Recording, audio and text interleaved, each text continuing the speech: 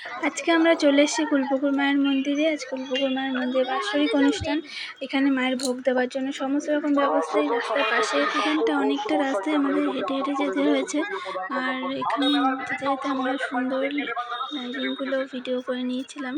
আর রাস্তার পাশে দেখো সব রকম ধূপকাঠি, মোমবাতি, মায়ের ভোগের সব ব্যবস্থাই রাস্তার পাশে রয়েছে। তো এখানে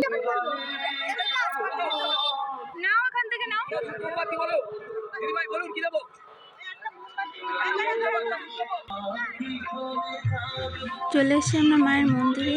তো এখানে প্রচুর ভিড়। এখানে ভিড় সামলে আমাদের যেতে অনেকটাই টাইম লেগে গেছিলো। এখানটা খুব সুন্দর সাজিয়েছে মায়ের মন্দিরটা পুরো।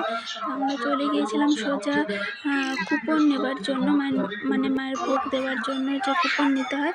তো সেখানে এখানে প্রচুর ভিড় ছিল। যাই হোক আমরা এখানে কুপন নিয়ে নিয়েছি। তারপর সোজা চলে গিয়েছিলাম আমরা ওপাশে। তো এরপর আমরা চলে এসেছি পুকুর ঘাটের পাশে। এখানে আমরা মায়ের কাছে প্রার্থনা জানালাম, ধূপকাঠি মোমবাতি জ্বালিয়ে মাকে আরতি করলাম। তারপর আমরা সোজা চলে গিয়েছিলাম মন্দিরের ভেতরে। এখানে দেখো প্রচুর মানুষ। এখানে মায়ের সামনে যেতেই আমাদের প্রচুর সময় লেগে গিয়েছিল।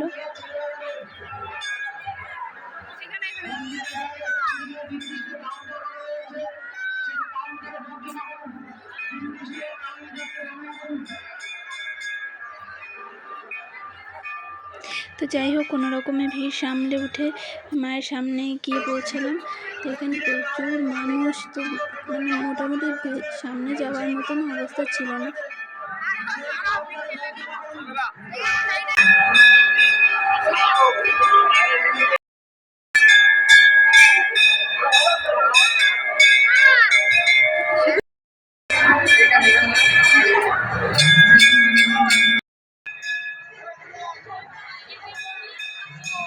মায়ের ভোগ দেওয়া হয়ে গেছে, এবার আমাদের বাড়ি ফেরার পালা।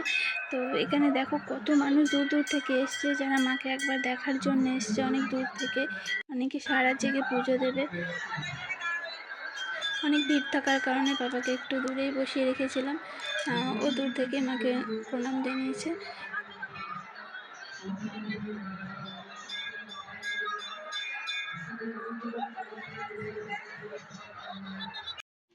বাড়ি ফেরার পথে আমরা এখানে ভাপা পিঠা থেকে আটকে গিয়েছি।